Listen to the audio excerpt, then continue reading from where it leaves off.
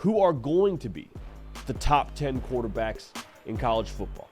Notice I did not say who are currently the top 10 quarterbacks in college football. I'm talking when we get to conference championship weekend and we take a look back at the season that was, who are the top 10 signal callers in the sport? Full disclaimer, this is not a current ranking, as I just mentioned a second ago, and also this was a hard list to put together. So I think the way that we put this together was we tried to evaluate, one, what the quarterback's going to do statistically. It's a massive part, obviously, of what the sport of college football is what do you do on the actual field. Also, though, we have to remember, not all systems are created equally. Like the system at Alabama is very different than the system at Iowa. They're going to ask those quarterbacks to do different things. So we tried to grade that on a curve as best we can. Before I get to number 10, I want to unpack an honorable mention with you. Cam Rising from Utah. You could probably sell me on him being a top 10 quarterback in the sport. The reason why I don't have him on this list is for the sheer fact that he's coming off an injury, and I just don't know what he's going to be just yet. Avery Johnson, I think he also could be a top 10 quarterback on this list at the end of the season. The true freshman, or not true freshman, I guess it was a true freshman last year. The true sophomore, if you will, from Kansas State. He's going to be a stud. He's going to tear it up. Is he going to be top 10? A little bit rich for me with him being a true freshman, but with that being said, we'll see where we are at the end of this thing. So with that being said, let's jump right into it, man. Our top 10 quarterbacks for the class, or the season rather, not the class, the season that is 2024. At number 10, I got Garrettnus. Now, Garrettnus, it'll be his first year starting in Baton Rouge, all right? I think it's important for us to notice that he stayed at LSU after last season, or 2 seasons ago, rather. Him staying at LSU when he really, to be real, could have started a lot of other places across the country last season. He chose to stay at LSU, chose to sit, should tell you a lot about how this staff feels about him internally in Baton Rouge. The weapons for him are there. I mean, Kyron Lacey, C.J. Daniels, a transfer from Liberty, who's a very quiet, big-time acquisition for them via the portal, and the system they're going to run this upcoming season under Joe Sloan. I understand now. Mike Denbrock, the OC from last year that Jaden Daniels played under, gone to Notre Dame. Joe Sloan, I think, is going to run a very similar kind of system. They're going to score a lot of points, and I think Garrettnus, and the fact that he's had some time now to sit behind the Jaden Daniels, to get comfortable in a college system. When he was earlier on in his career in Baton Rouge, he was a little bit more of a gunslinger. The knock on him was, he likes to push the ball downfield, but we don't know where it's going all the time. It might be going to the other team. More of a refined gunslinger. The fact that he's gotten multiple reps throughout his entire college career now behind closed doors is going to serve him well. It is his team now. He knows that. Brian Kelly knows that. Everyone in that locker room knows that. And I think you kind of got a preview of it during the bowl game. We try our best not to fall victim to bowl syndrome and take too much from one final game. But still, 3 touchdowns, 1 pick, and 395 yards. Garrettnus, I believe, will be a top 10 quarterback in college football when it's all said and done this upcoming season. At number 9, I got Will Howard from Ohio State. And Will Howard, quite frankly, could end up being a lot higher on this list.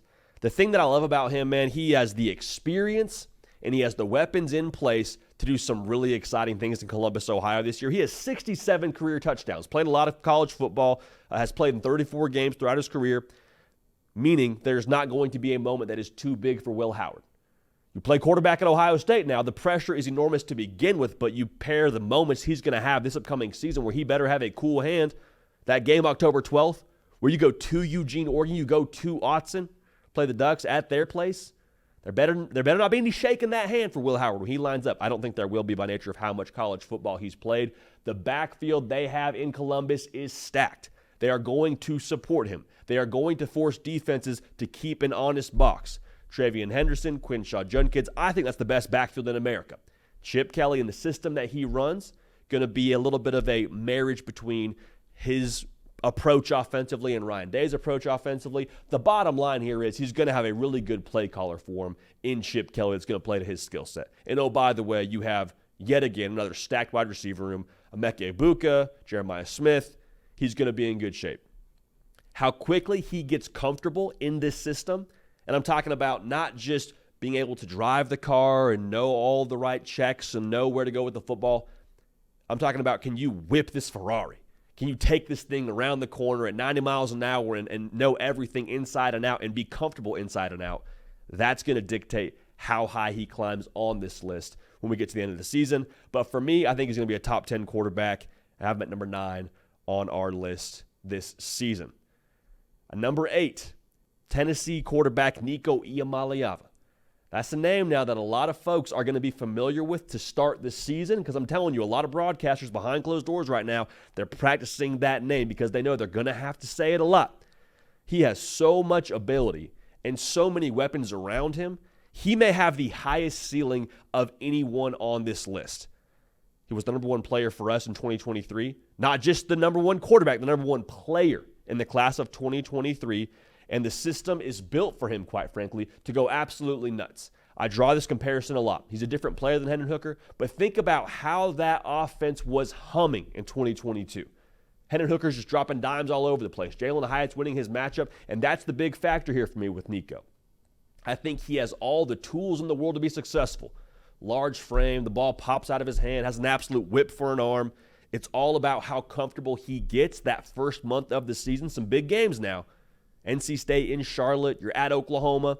But if he can get comfortable within this scheme and the weapons on the perimeter for him can do their job and win their matchups, he's going to put up massive numbers, and they're going to score a whole lot of points. And Tennessee's probably in that conversation for being one of the Tier 1 teams in the SEC and maybe having their chance at a college football playoff berth.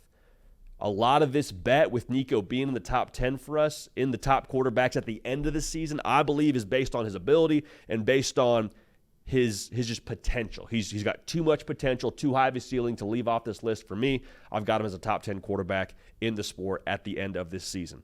At number 7, another new face at a new place, but a familiar face, Cam Ward from Miami. He threw for over 3,700 yards last year at Washington State, 25 touchdowns, 7 picks, ran for 8 more, really efficient through the air, 66% completion percentage. He is the kind of quarterback that is going to thrive in a Shannon Dawson system. They want to throw the ball horizontal to start, so you got to be efficient, you got to get the ball out on time, and then they want to make you pay deep. He wasn't consistent enough last year with Tyler Van Dyke to be able to make this offense thrive. Cam Ward is going to be more consistent. Cam Ward is going to be more of a known commodity within that system throughout the course of this season, meaning it's not going to be a lot of hoping and wishing that he can make all the throws. He's going to make all the throws for you. It's a matter of how quickly he gets comfortable and how much they're able to help him on the perimeter, much like I just said with Nico Malava. I will say this, though. All the buzz you've heard around Cam Ward this offseason, 1, it's real, and 2, it's not strictly coming from within Coral Gables.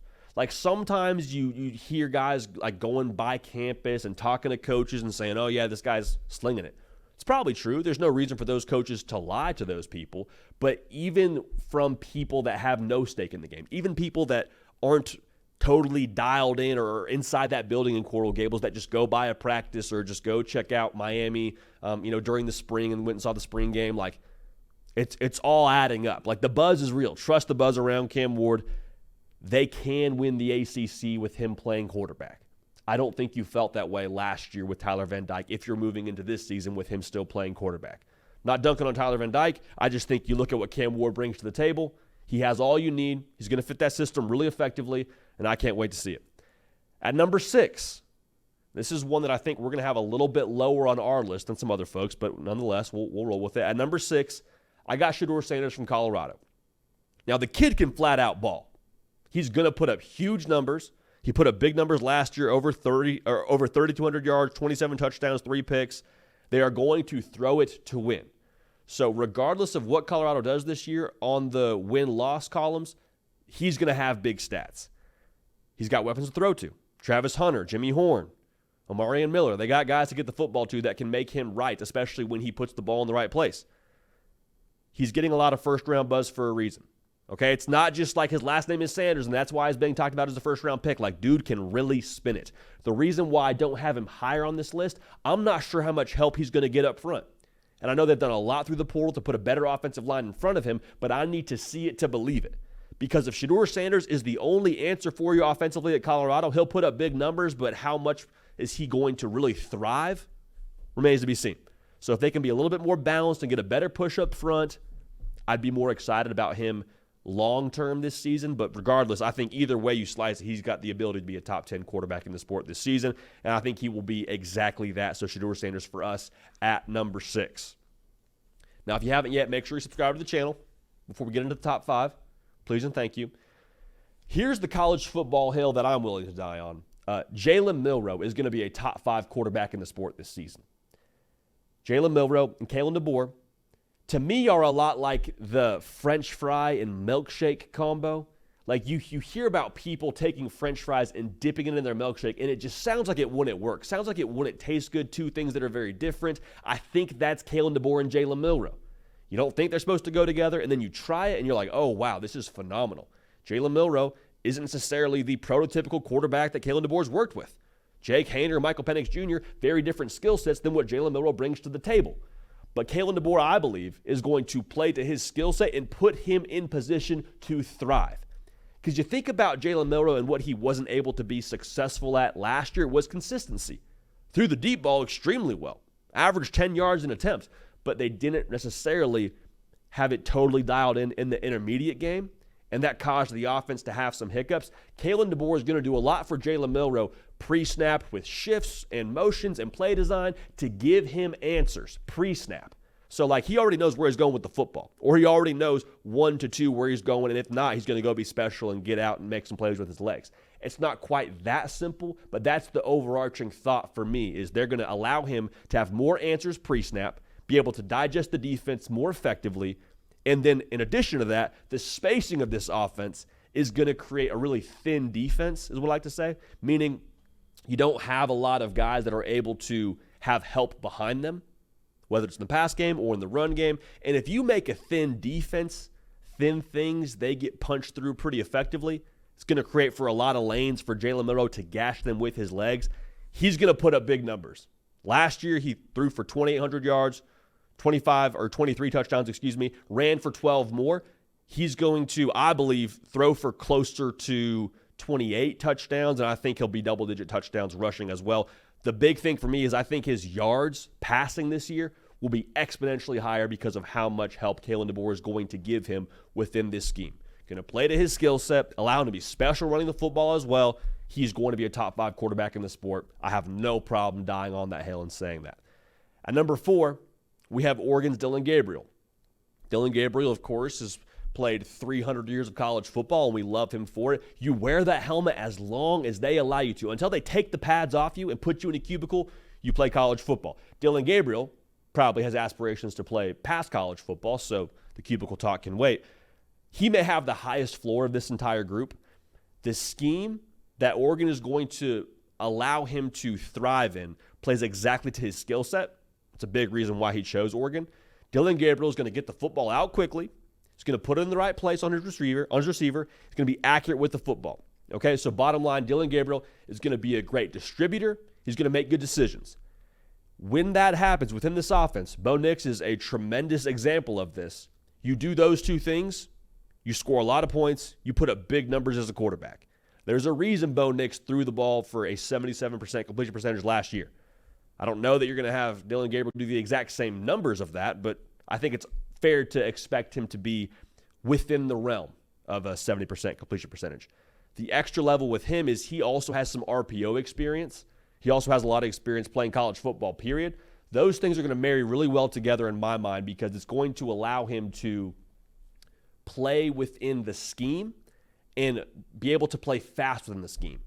Like if you are a younger quarterback, yes, you maybe have some RPO experience. Yes, you probably know where to go with the football, but it's very different to know what's happening during a walkthrough or know what's happening when you're drawing it up on the board, and then to actually be in the trenches with your guys, have live bullets flying, and then be able to have the presence of mind, not get rattled, pull the ball out when you see that linebacker come down, hit the slant, and off we go.